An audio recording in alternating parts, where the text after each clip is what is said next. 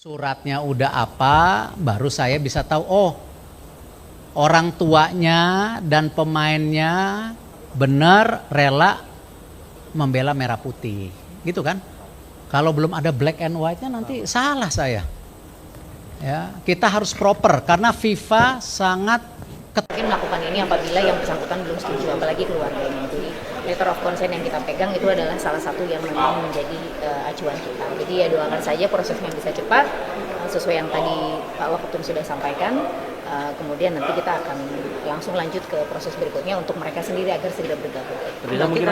Nah, dia bilang, Pak Erik bilang kalau dalam pekan ini surat menyurat antara kami PSSI dengan pemain sepertinya akan kami dapatkan. Nah, selain itu Pak Erik juga ceritakan kalau surat tersebut harus mencakup persetujuan dari orang tua pemain yang akan dinaturalisasi. Jadi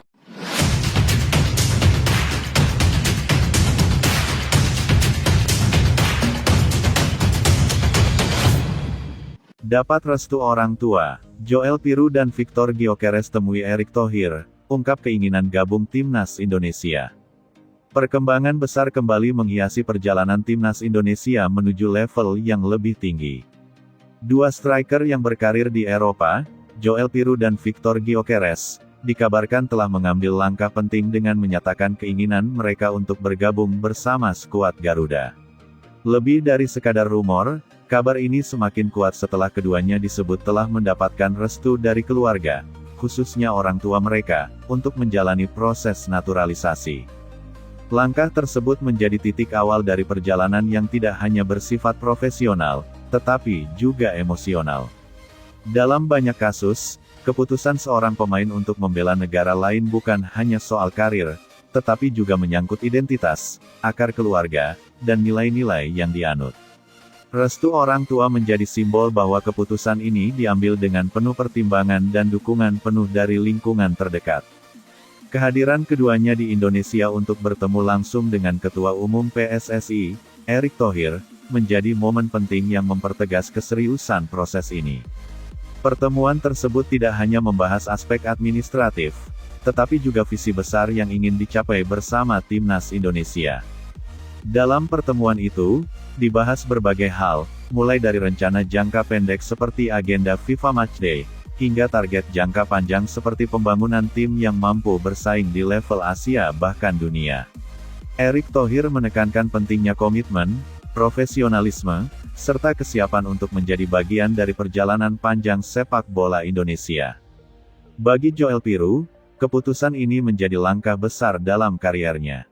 Ia dikenal sebagai striker yang memiliki kemampuan penyelesaian akhir yang sangat baik, serta ketenangan dalam menghadapi situasi krusial di depan gawang.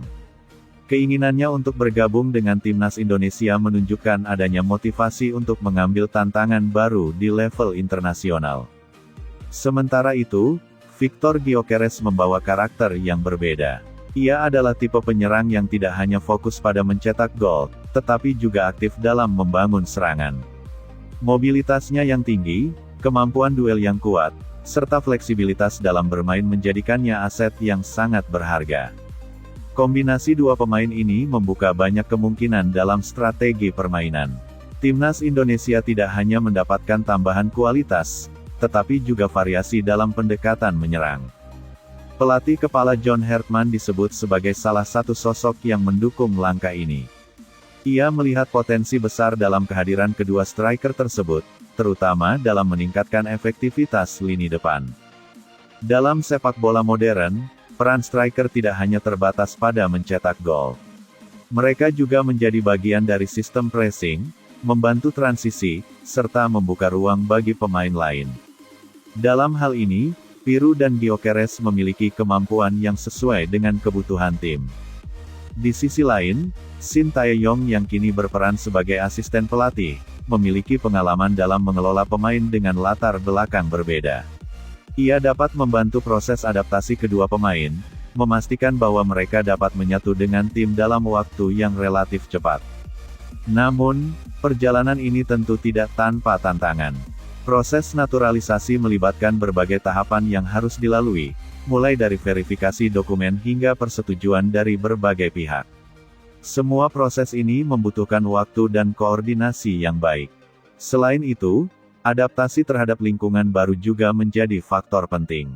Bermain untuk timnas Indonesia berarti harus memahami budaya, gaya permainan, serta dinamika tim yang berbeda dari yang biasa mereka hadapi di Eropa.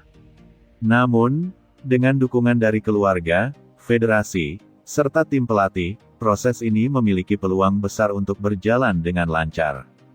Dari perspektif tim, kehadiran Piru dan Gyökeres akan meningkatkan tingkat persaingan di dalam skuad.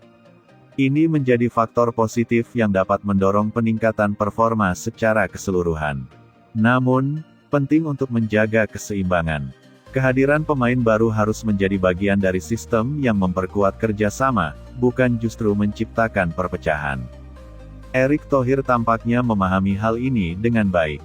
Dalam setiap langkah yang diambil, ia selalu menekankan pentingnya membangun tim yang solid, di mana setiap pemain memiliki peran yang jelas. Dari sisi supporter, kabar ini disambut dengan antusias yang tinggi.